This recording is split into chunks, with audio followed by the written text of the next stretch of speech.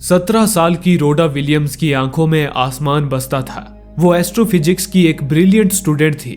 बचपन से ही अंतरिक्ष और प्लैनेट्स की खोज में उसकी गहरी दिलचस्पी रही और आज उसकी जिंदगी का सबसे बड़ा सपना सच होने जा रहा था। उसे अभी अभी MIT यानी कि दुनिया की सबसे बड़ी साइंस यूनिवर्सिटी में एडमिशन मिल गया।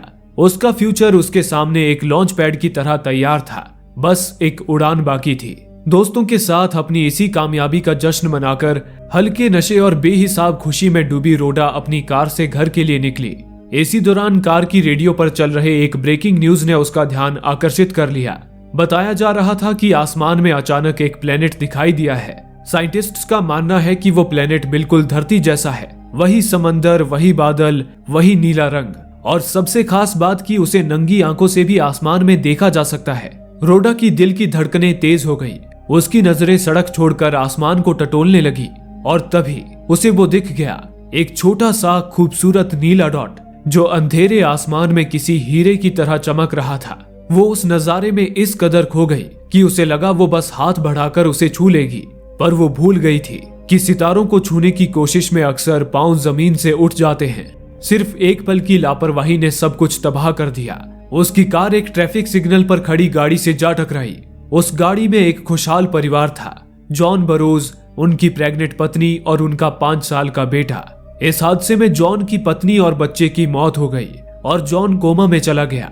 रोडा को बस हल्की चोटें आई, पर उसकी दुनिया, उसके सपने, उसका MIT का फ्यूचर, सब कुछ उस गाड़ी के टूटे हुए शीशे की तरह सड़क पर बिखर गया।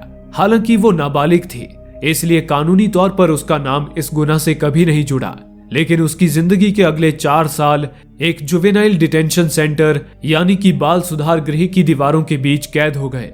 रोडा के लिए ये 4 साल सिर्फ जेल की सजा नहीं थी, बल्कि वो हर पल अपने ही बनाए एक नर्क में दर्द और पछतावे से जूझ रही थी। इसी तरह 4 साल बीत गए। रोडा जब जेल से रिहा हुई तो दुनिया काफी बदल चुकी थी।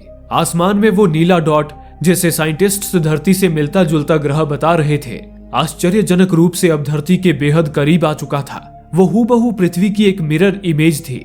वही समंदर, वही पहाड़, यहाँ तक कि शहरों की रोशनियां भी मानो किसी ने अंतरिक्ष में एक विशाल आईना टांग दिया हो। किसी को समझ नहीं आ रहा था कि ये सचमुच एक ग्रह है या सिर्फ नजरों का धोखा।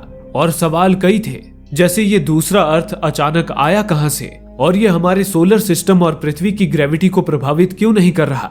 जहां एक तरफ साइंटिस्ट्स इन पहेलियों में उलझे थे, तो वहीं आम लोगों में इसे लेकर एक अलग ही उत्साह था। उन्होंने इसे एक नाम दे दिया था, अर्थ 2। लेकिन रोडा, उसके लिए तो वो अर्थ 2 एक दिमागी चोट थी जो उसे उस रात हुए हादसे की याद दिलाती रहती। रोडा के माँ बाप उसे उसकी पुरानी जिंदगी में वापस लाना चाहते थे, पर उनकी 17 साल की सपने देखने वाली बच्ची अब मर चुकी थी। अब वो 21 साल की एक खामोश और टूटी हुई लड़की थी, जिसकी सांसों में सिर्फ पछतावा घुला था। वो पछतावा जिसमें अपना करियर बर्बाद होने से ज्यादा एक हंसते खेलते परिवार को बर्बाद कर देने का दर्द था। वो खुद को सजा देना चाहती थी, इसलिए उसने अपने ही हाई स्कूल में एक जेनिटर यानी कि सफाई कर्मी की नौकरी कर ली, जहां से उसने कभी आसमान छूने का सपना देखा था। जिन क्लासरूम्स में उसने यूनिवर्स के राज पढ़े थे, अब वहां वो फर्श साफ करती थी। वो खुद को अपनी नजरों में जितना हो सके गिरा देना चाहती थी। इसी बीच एक दिन वो उस एक्सीडेंट वाली जगह पर आई। वहां उसने एक आदमी को देखा जो हादसे वाली जगह पे एक खिलौना रखकर चला गया। वो आदमी जॉन बरोज था, वही शख्स जिसकी रोडा ने दुनिया उजाड़ दी थी। वो कोमा से बाहर आ चुका था। रोडा ने घर लौटकर इंटरनेट पे जॉन के बारे में पता किया। उसे मालूम चला कि जॉन पहले एक संगीतकार यानी कि म्यूजिशियन था। इंटरनेट पर रोडा को यह भी मालूम चला कि जॉन के एक्सीडेंट में रोडा का नाम और पहचान सामने नहीं लाया गया था, यानी कि जॉन को यह नहीं मालूम था कि उसका एक्सीडेंट करने वाली रोडा ही है। पछतावे का बोझ अब रोडा से उठाया नहीं जा रहा था। उसे लगा कि शायद माफी मांगने से उसके दिल को थोड़ा सुकून मिल जाएगा। उसने जॉन का पता ढूंढा और रात के अंधेरे में उसके घर पहुंच गई, पर दरवाजा खटखटाने की हिम्मत नहीं जुटा पाई। उसने खिड़की से अंदर झांका और उसे जॉन की बर्बादी की एक झलक दिखी। वो इंसान जिसके संगीत में कभी जिंदगी धड़कती थी, आज खुद जिंदगी से हारा हुआ शराब के नशे में डूबा था। उसकी ये हालत देखकर रोडा का दिल और भी ज्यादा बोझ से भर गया। माफी के शब्द जहर की तरह उसके गले में अटक गए। वो वहां से एक सुनसान जगह पर आ गई जहां बर्फ की मोटी चादर बिछी थी। उसने अपने कपड़े उतारे और उस बर्फ पर लेट गई, जैसे खुद को मिटा देना चाहती हो। ठंड उसके जिस्म को कांटों की तरह चुभने लगी। उसका खून जमने लगा, पर वो हिली नहीं। वो बस उस ठंड में तड़पती रही और बेहोश हो गई। अगली सुबह जब उसे होश आया तो वो हॉस्पिटल की बेड पे थी। उसके माता पिता उसके साथ थे, जिन्हें रोडा की फिक्र हो रही थी, पर रोडा बस मरना चाहती थी। इसी दौरान टीवी पर चल रही एक खबर ने उसका ध्यान खींचा। बताया जा रहा था कि आसमान में नजर आ रहा अर्थ 2 असली प्लेनेट है। वहां भी जीवन है और शायद कोई बुद्धिमान सभ्यता भी। सरकार द्वारा अर्थ 2 पे एक फ्लाइट भेजी जा रही थी, जिसके लिए एक ऐतिहासिक कंपटीशन का ऐलान हुआ। इस कंपटीशन में कोई आम नागरिक भी हिस्सा ले सकता था और अर्थ 2 फ्लाइट की टिकट अपने नाम कर सकता था। इसके लिए बस एक ऐसे लिखनी थी। टॉपिक था, आपको अर्थ 2 की टिकट क्यों मिलनी चाहिए। रोडा ने भी इस कंपटीशन में हिस्सा लिया, इस उम्मीद में कि अगर उसे अर्थ 2 पे जाने का मौका मिल गया तो शायद अपने अंदर के बोझ से छुटकारा मिल जाए। ये ऐसे सबमिट करके वो वापस अपने सफाई के काम पे लग गई। इसी बीच स्कूल की सफाई करते हुए उसने देखा कि किसी ने दीवार पर लिख दिया था कि अर्थ 2 एक चेतावनी है कि दुनिया का अंत होने वाला है। इन शब्दों ने रोडा को डराया नहीं, बल्कि उसके अंदर हिम्मत भर दी। जब दुनिया खत्म ही होने वाली है, फिर किसी का सामना करने से डर कैसा। वो उसी वक्त जॉन के घर आई ताकि उससे माफी मांगकर अपने दिल का बोझ हल्का कर सके। उसका दिल किसी कैदी की तरह सीने में फड़फड़ा रहा था, पर हिम्मत करके उसने दरवाजा खटखटा दिया। दरवाजा खुला और सामने था एक जिंदा लाश। जॉन बरोस, एक टूटा हुआ आदमी जिसके घर में यादों ने कब्जा कर लिया था। उसने जब रोडा से पूछा, कौन हो तुम, तो रोडा के सारे रिहर्स किए हुए शब्द उसके गले में ही दफन हो गए। वो सच नहीं बोल पाई। जॉन की टूटी हालत देखकर रोडा की हिम्मत जवाब दे गई और डर के मारे उसके मुंह से झूठ निकल गया। मैं एक क्लीनिंग सर्विस से हूँ, आपके घर की सफाई करने आई हूँ। ये फ्री ट्रायल है। पर जॉन ने कहा कि उसे कोई सफाई वाली नहीं चाहिए और दरवाजा बंद कर दिया। रोडा वापस लौटने के लिए मुड़ी ही थी कि तभी जॉन फिर बाहर आया और बोला, क्या कहा तुमने, फ्री ट्रायल, यानी कि तुम फ्री में मेरे घर की सफाई करोगे।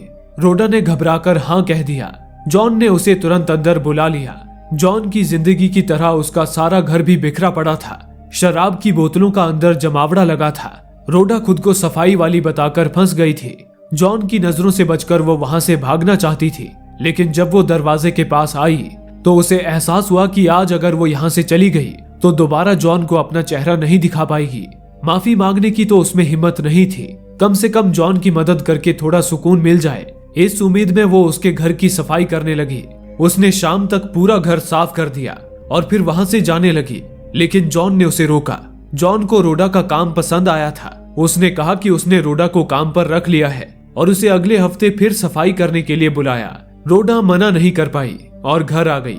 उसने ठान लिया था कि अगली मुलाकात में वो जॉन को बता देगी कि उसकी दुनिया उजाड़ने वाली वही है। रोडा पूरे हफ्ते जॉन को सच बताने की रिहर्सल करती रही और फिर वो दिन आया जब रोडा ने एक बार फिर जॉन के घर दस्तक दी। जॉन ने दरवाजा खोला, लेकिन उसने रोडा को कुछ बोलने का मौका ही नहीं दिया और उसे सफाई शुरू करने के लिए कहकर अपने कमरे में चला गया। रोडा चुपचाप अपने काम पर लग गई। काम खत्म होने के बाद जब रोडा जॉन के पास आई तो उसे मायूस बैठा देख कुछ बोल नहीं पाई। जॉन ने उससे कहा कि उसने रोडा के लिए चेक टेबल पर रख दिया है और बस अपनी यादों में खोया मायूस बैठा रहा। रोडा चेक लेकर चली तो आई, लेकिन उसे जॉन से पैसे नहीं चाहिए थे, बस एक माफी चाहिए थी। अब वो हर हफ्ते उसके घर आने लगी। वो उसके घर को साफ नहीं कर रही थी, बल्कि उसके दर्द को, उसकी यादों को, उसके ठहरे हुए वक्त को साफ कर रही थी। वो कोशिश कर रही थी कि किसी तरह जॉन की जिंदगी में फिर से बाहर आ जाए। ऐसे ही एक रात जब रोडा अपने घर लौटी तो देखा उसका परिवार टीवी के सामने नजरें गड़ाए बैठा था। टीवी पर एक लाइव टेलीकास्ट दिखाई जा रही थी, जिसमें ब्रह्मांड में बुद्धिमान जीवन की खोज करने वाली संस्था सेटी द्वारा पहली बार अर्थ 2 से संपर्क करने की कोशिश की जा रही थी। साइंटिस्ट डॉक्टर जोआन टेलिस ने रेडियो पर सीधे अर्थ 2 पे संदेश भेजा। यह है अर्थ, यूनाइटेड स्टेट्स।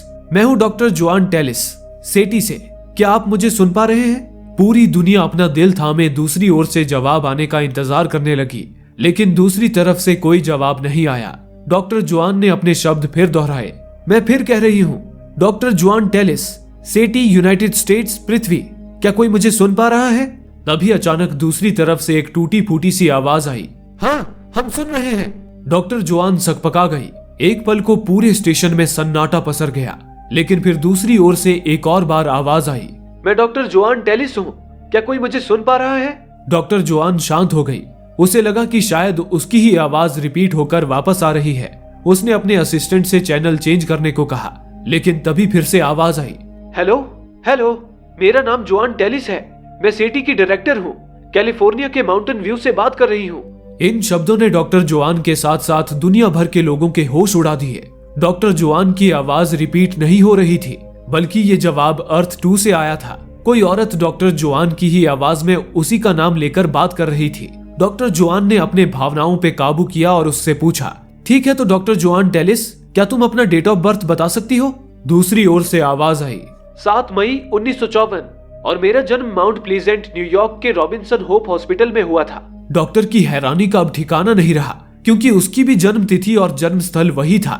उसे अपने कानों पे यकीन नहीं हो रहा था। उसे लगा शायद ये कोई फ्रॉड भी हो सकता है। अपना दिल थामे उसने आगे सवाल किया, जब मैं बच्ची थी मैंने केप कैनावरल की यात्रा की थी, क्या तुम भी बचपन में वहां गई थी? दूसरी ओर से जवाब आया, हाँ, उस वक्त मैं 11 साल की थी। ये जवाब भी डॉक्टर जोआन की जिंदगी से ही मेल खा रहा था। डॉक्टर ने अब एक आखिरी सवाल किया, तुमने वहां गिफ्ट स्टोर से क्या खरीदा था? जवाब आया, स्पेस फूड। मुझे लगता था कि मैं कभी स्पेस में जाऊंगी। मैंने खरीदे थे एस्ट्रो स्ट्रॉबेरीज। डॉक्टर जोआन की आंखें हैरत से जम गई। उसका जवाब, जो उसने पहले ही एक बोर्ड पर लिख रखा था, उस आवाज से हूबहू मेल खा रहा था। उस एक पल में विज्ञान के सारे नियम धरे के धरे रह गए।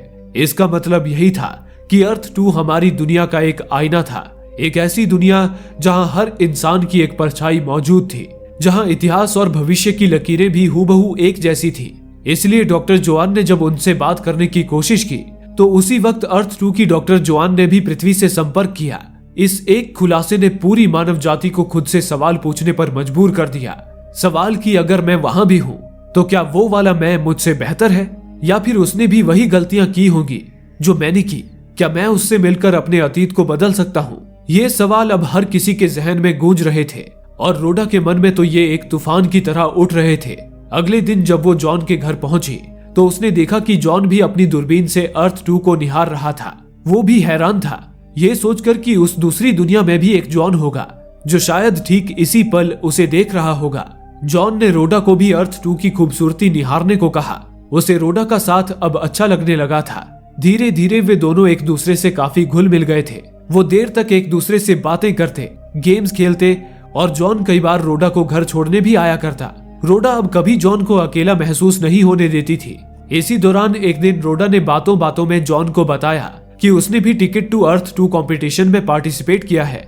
लेकिन जॉन ये सुनकर जरा भी खुश नहीं हुआ। उसने कहा, आखिर तुम क्यों जाना चाहती हो? जानबूझकर मुसीबत मोल क्यों ले रही हो? इस मिशन की सफलता की कोई गारंटी नहीं है, और तुम्हें तो अंदाजा भी नहीं कि वहां क्या होगा। इस पर रोडा ने कहा, यही देखने के लिए तो मैं वहां जाना चाहती हूँ। मगर तभी जॉन की नजर एक ऐसी चीज पर पड़ी जिसने उस पल की सारी नरमी को छीन लिया। रोडा ने उसकी गुजर चुकी पत्नी का पुराना स्वेटर धोकर साफ कर दिया था। वो स्वेटर जिसे जॉन हमेशा अपने बिस्तर पर रखता था, क्योंकि उसमें आज भी उसकी पत्नी की महक जिंदा थी। जॉन के लिए वो सिर्फ एक कपड़ा नहीं, बल्कि अपने अतीत का आखिरी टुकड़ा था, और आज वो महक जा चुकी थी। जॉन का दर्द गुस्से में बदलकर फट पड़ा। उसने चीखकर रोडा को अपने घर से निकाल दिया। रोडा टूटकर अपने घर लौट आई। अगले दिन वो फिर से स्कूल में एक सफाई कर्मी थी, पहले की तरह पछतावे से भरी हुई। शाम के वक्त जब वो काम खत्म करके घर लौटी, तभी उसे अपने घर के बाहर जॉन की कार दिखाई दी। रोडा जॉन के पास आई। जॉन अपने बुरे बर्ताव के लिए शर्मिंदा था और रोडा से माफी मांगने आया था। रोडा भावुक हो गई, कहा कि माफी तो उसे मांगनी चाहिए। तब जॉन ने उससे एक गुजारिश की, उसे अपने साथ कहीं चलने को कहा। रोडा के राजी होते ही वो उसे अपने साथ एक खाली कॉन्सर्ट हॉल में ले गया।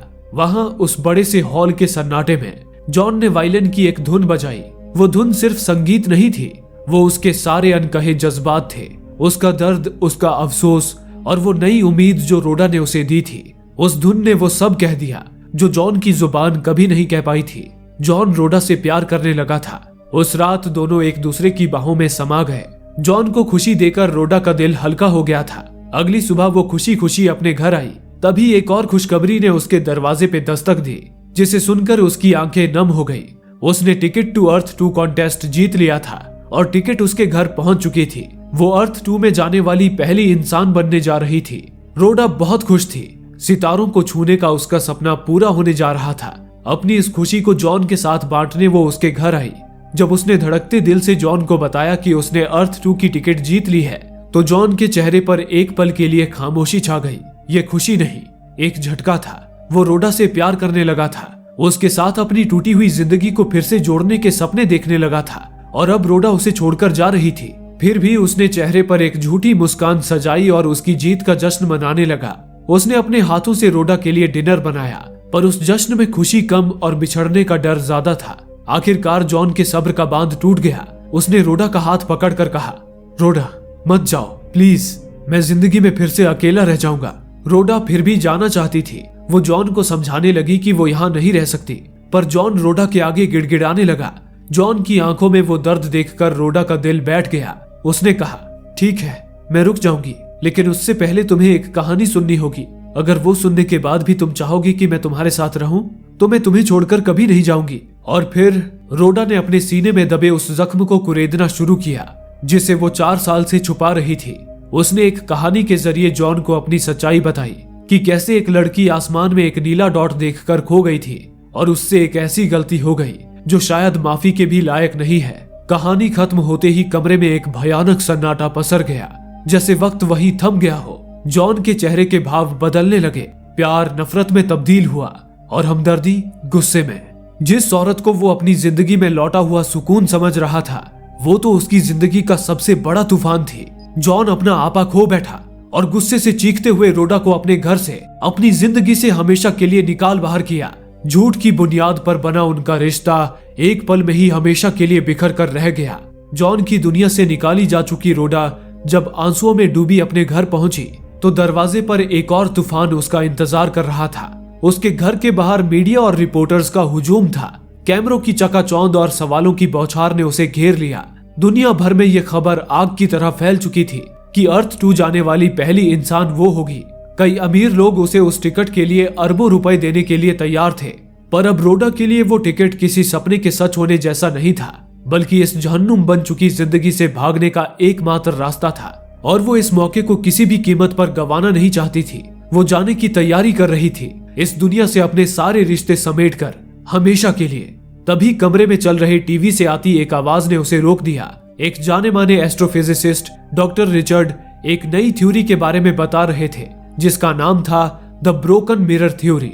उनका कहना था कि अब तक ये माना जा रहा था कि अर्थ 2 हमारी दुनिया का एक हूबहू आईना है, जहां हर घटना, हर इंसान, हर पल ठीक हमारे जैसा ही है। लेकिन क्या हो अगर किसी पल दोनों दुनियाओं का तालमेल टूट गया हो, जैसे कभी किसी ने एक कदम अलग दिशा में रखा हो या किसी ने एक शब्द कम कहा हो।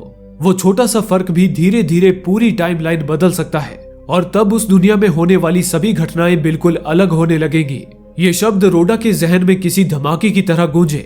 एक पल के लिए उसे लगा जैसे उसे जीने की एक वजह मिल गई है। वो बिना एक पल सोचे पागलों की तरह जॉन के घर की तरफ भागी। उसने दरवाजा खटखटाया, फिर पीटना शुरू कर दिया। वो चीखकर जॉन से बस एक आखिरी बार बात करने की भीख मांग रही थी। अंदर से जॉन की नफरत में डूबी आवाज आई जो उसे वहां से दफा हो जाने के लिए कह रहा था। पर आज रोडा हार मानने वाली नहीं थी। वो खिड़की से उसके घर में घुस गई। जॉन ने जब उसे अपने घर के अंदर देखा तो उसका सारा दर्द, सारा गुस्सा एक साथ बाहर आ गया। वो हैवान की तरह रोडा पर झपटा और उसका गला दबाने लगा। रोडा ने खुद को बचाने की कोशिश तक नहीं की। उसने अपनी आंखें सीधी जॉन की आंखों में रखी और बस इतना कहा, एक बार मेरी बात सुन लो, फिर चाहो तो मेरी जान भी ले लेना। इन शब्दों में इतना दर्द और इतनी सच्चाई थी कि जॉन के कांपते हाथ ढीले पड़ गए। उसने रोडा को छोड़ दिया और दूसरे कमरे में जाकर रोने लगा। रोडा ने बोलना शुरू किया, एक थ्योरी है जॉन, मैंने टीवी पर सुना। उनका कहना था कि किसी पल में दोनों दुनियाओं का तालमेल टूटना संभव है। तो क्या ऐसा नहीं हो सकता कि जिस पल हमने पहली बार उस दूसरी अर्थ यानी कि अर्थ 2 को आसमान में देखा, उसी पल कोई ऐसी घटना घटी हो जिससे दोनों दुनियाओं का तालमेल टूट गया हो। वो रात 4 साल पहले जब मैंने आसमान में उस नीले डॉट को देखा था और एक्सीडेंट हुआ, ये भी तो वो घटना हो सकती है जो दोनों दुनियाओं के तालमेल को तोड़ सकती है। सोचो जॉन, अगर उस दुनिया की रोडा ने ऊपर देखा ही ना हो, अगर वो एक्सीडेंट वहां कभी हुआ ही ना हो, तो शायद तुम्हारा परिवार वहां जीवित होगा। ये कहकर रोडा ने अपनी अर्थ 2 की टिकट, अपनी आजादी का वो आखिरी टुकड़ा जॉन को सौंप दिया और चुपचाप वहां से चली गई। उसे एहसास हो चुका था कि उस टिकट की सबसे ज्यादा जरूरत उसे नहीं बल्कि जॉन को है। जॉन को एक नई उम्मीद देकर पहली बार 4 सालों में रोडा का दिल हल्का हो गया उसने भागना छोड़कर जीना फिर से शुरू कर दिया। कुछ दिनों बाद रोडा ने न्यूज पर वो मंजर देखा जिसका इंतजार पूरी दुनिया कर रही थी।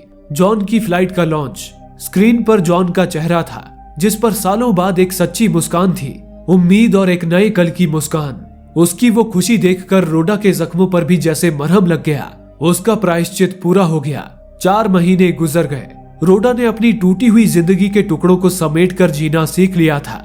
एक शाम जब वो काम से घर लौटी तो उसने देखा कि उसके दरवाजे पर कोई खड़ा है। एक औरत जिसका चेहरा हूबहू रोडा जैसा था, वही आंखें, वही बाल, पर उसकी आंखों में पछतावा नहीं बल्कि एक आत्मविश्वास की चमक थी। उसके कपड़े किसी सफाई कर्मी के नहीं बल्कि एक कामयाब एस्ट्रोफिजिसिस्ट के थे। उस एक पल में रोडा के जहन में सब कुछ साफ हो गया। द ब्रोकन मिरर थ्योरी सच थी। उस दुनिया में उस रात रोडा ने आसमान की तरफ नहीं देखा था। वो एक्सीडेंट कभी हुआ ही नहीं था। वो MIT गई, उसने अपना सपना पूरा किया और आज इनाम के तौर पर उसे पृथ्वी का टिकट मिला। और अगर वो रोडा यहाँ थी तो इसका मतलब सिर्फ एक था कि उस दूसरी दुनिया में जॉन का परिवार जिंदा था। यानी कि जो हालात अर्थ 2 पर जॉन के सामने आए होंगे वही हालात अब रोडा के आगे भी थे। दोनों रोडा बस एक दूसरे को देखती रही, एक अपनी गलतियों का बोझ उठाए हुए, दूसरी उन गलतियों के बिना एक बेहतर जिंदगी की जीती जागती मिसाल। और यहीं पर यह फिल्म एक बहुत बड़ा सवाल उठाती है। अगर आप भी कभी अपने आप से मिल जाएं, एक ऐसे आप से जिसने वो गलतियां नहीं की जो आपने की हैं, तो क्या आप उसका सामना कर पाएंगे?